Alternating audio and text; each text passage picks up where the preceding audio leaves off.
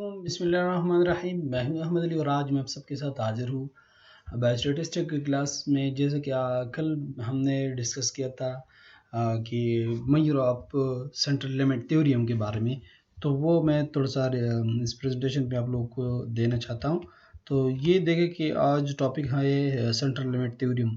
तो central limit theorem के बारे में हम डिस्कस करते हैं कि सेंट्रल लिमिट थ्योरम हमारे साथ एक ऐसा स्टेट है कि जब हम एक पॉपुलेशन, इसमें अगर हमारे पास एक पॉपुलेशन होती है, उस पॉपुलेशन का हम मीन जो होती है इनका, ठीक है, स्टैंडर्ड डिविएशन होती है, और इस तरह एक लार्ज रैंडम सैंपल्स हम ले लेते हैं जो बराबर हो उन पॉपुलेशन से, ठीक है।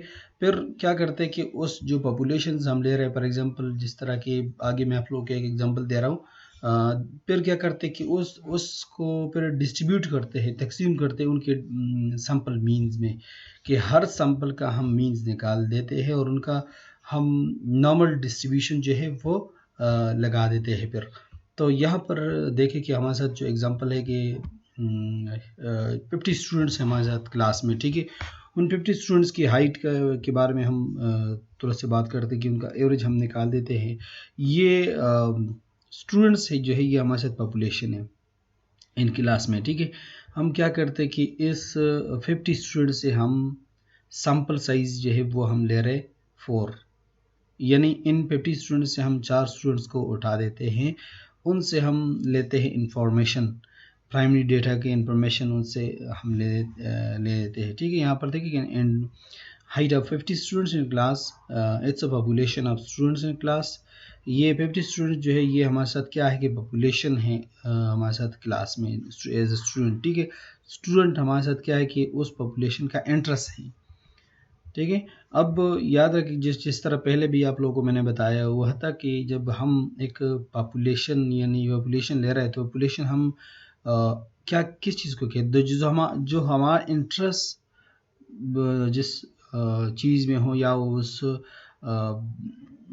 यानी इस ग्रुप में है जिसमें जो सेम करेक्टरिस्टिक हो, यानी कॉमन करेक्टरिस्टिक्स हो।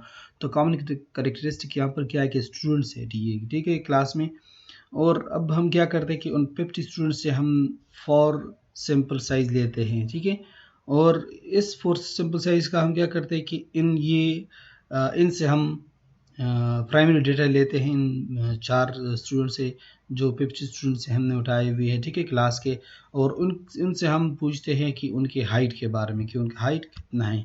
तो हम क्या करते हैं कि एक स्टूडेंट जो है वो हमें बता रहा है कि मेरा हाइट जो है वो 50 इंचज़ है, दूसरा बता रहा है कि मेरा 54 इंचज़ है, तीसरा स्टूडेंट बता रहा है कि मेरा 51 इंचज़ है, और चौथा स्टूडेंट बता रहा है कि मेरा 52 इंचज़ है।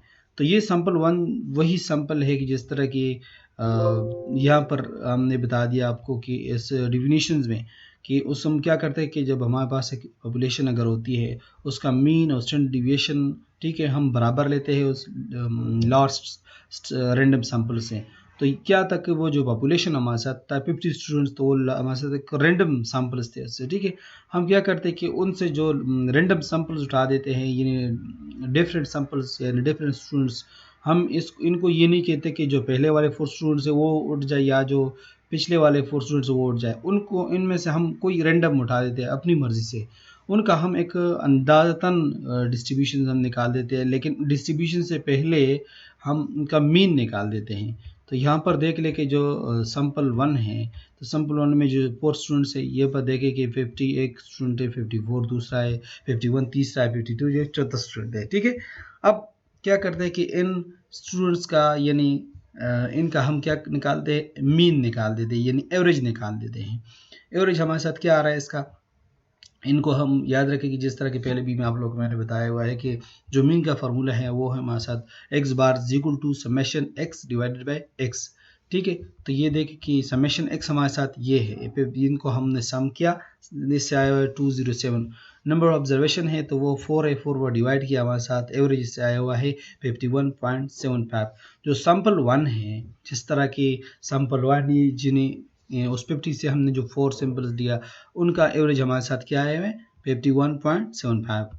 इसी तरह हमने डिफरेंट एवरेजेस उन सैंपल साइज का उठाने हैं कि पहला वाला जो ये 51.75 था, ठीक है। दूसरा हमने सैंपल साइज जो था वो उसका हमने 53 निकाल दिया। दूसरा बस सैंपल साइज से यानी दूसरा जो तीसरा जो था उसका हम 52 निकाल दिया, ठीक है।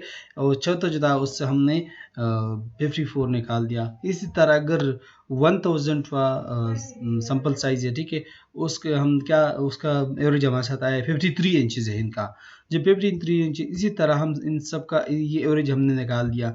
अब हम क्या करते हैं कि जो सेंट्रल लिमिट थ्योरम पर उनका हम एक नॉर्मल डिस्ट्रीब्यूशन शो करते हैं कि ये किस तरह, और ये सेंट्रल लिमिट थ्योरम हमें ये स्टेट बता रही है, यही बात हमें कर रही है, अगर हमारे साथ जितना भी सैंपल साइज ज़्यादा होगा तो नॉर्मल डिस्ट्रीब्यूशन करो जो है उतना ही अच्छा होगा, उतना ही ज़्यादा नॉर्मल होगा।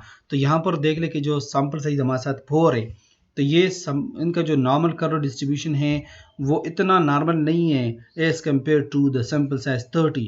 और सिंपल साइज 30 से जो 50 सैंपल साइज है वो ज़्यादा बेटर है as compare to 30 sample size as compare to 4 sample size. तो यही है हमें सेंट्रल लिमिट थ्योरी हमें ये स्टेट बता रही है, यही बात हमें कर रही है कि आप लोगों ने ये समझना है कि जितना हमारे साथ सैंपल साइज ज़्यादा होगा उतना हमारे साथ फ्रिक्वेंसी भी ज़्यादा होगा। फ्रिक्वेंसी के साथ हमारे साथ जो है यहाँ पर स्टैंडर्ड यानी नॉर्मल डिस्ट्रीब्यूशन का जो कर है उतना ही हमारे साथ ज़्यादा होगा। लेकिन यहाँ पर आप लोगों ने ये बात याद रखनी है कि जिस तरह के आप लोगों को अंदाज़ा है कि यहाँ से लेकर यहाँ तक ये हमारे साथ है परसेंट डिविएशन, जिसको हम 68% कहते हैं, ठीक है। और फिर हमारे साथ यहाँ पर देखें, यहाँ तक तो हो गया, यहाँ तक ये हमारे साथ 68% डिविएशन है। यहाँ से लेकर यहाँ तक और यहाँ से लेकर यहाँ तक ये एरिया हमारे साथ है 2% डिविएशन है, ठीक है। और यानी 95% है, ठीक है, सॉरी 85 है आई थिंक। और यहाँ पर तीसरा जो हमारे साथ है लास्ट वन, कि जिसमें हमने ये लास्ट एरिया इन एरिया से लेकर यानी इन यहाँ से लेकर यहाँ तक जितना ये लास्ट स्टैंडर्ड डिविएशन जो है, थर्ड स्टैंडर्ड डिविएशन जो है, ये हमारे साथ है 99.7%।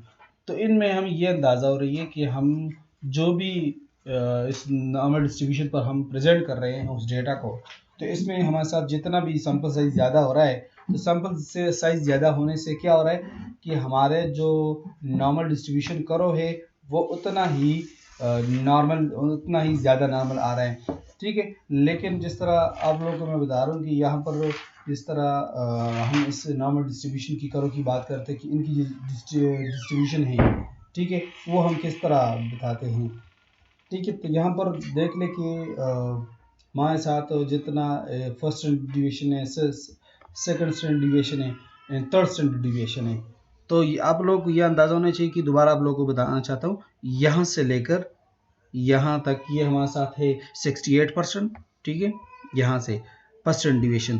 फिर यहाँ से लेकर यहाँ तक यानी यहाँ तक ये एरिया हमने छोड़ना है, ठीक है। ये हम एरिया ये हमारे साथ है 95% यानी सेकंड स्टैंडर्ड डिविएशन।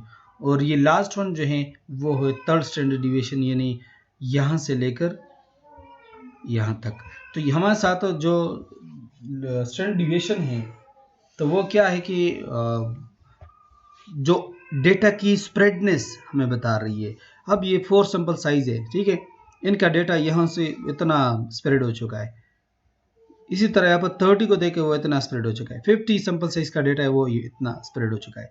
लेकिन इनकी ये हमें ये बता रही है कि अब ये 50 सैंपल साइज को अगर उसको हम देख लेते हैं, ये हमारे साथ फर्स्ट स्टैंडर्ड डिविएशन में आ रही है यानी 68% में आ रही है, ठीक है। तो यहाँ पर जो राइट है, तो राइट में हमारे साथ हाई वैल्यू होंगे, यानी फॉर एग्जांपल यहाँ पर मीन हमारे साथ है 50, ठीक है। अगर 51, 52 ये 53 जितने भी सैंपल्स मीन आ रहे हैं तो वो या सैंपल साइज आ रहे हैं तो हमने यहाँ पर पुट करने हैं। अगर 50 से 48, 47, 45, 40 यानी तो वो हमने लेफ्ट पे लगाने हैं। तो लेफ्ट को हम क्या कहते हैं कि ये हमारे साथ लेस वैल्यू है और राइट जो है उसमें हमारे साथ हाई वैल्यू है। ये रहा हमारे साथ सेंट्रल लिमिट थ्योरम का पूरा कंसेप्ट, और इसके बाद इंशाल्लाह कुछ प्रॉब्लम्स हैं वो हम सॉल्व करेंगे।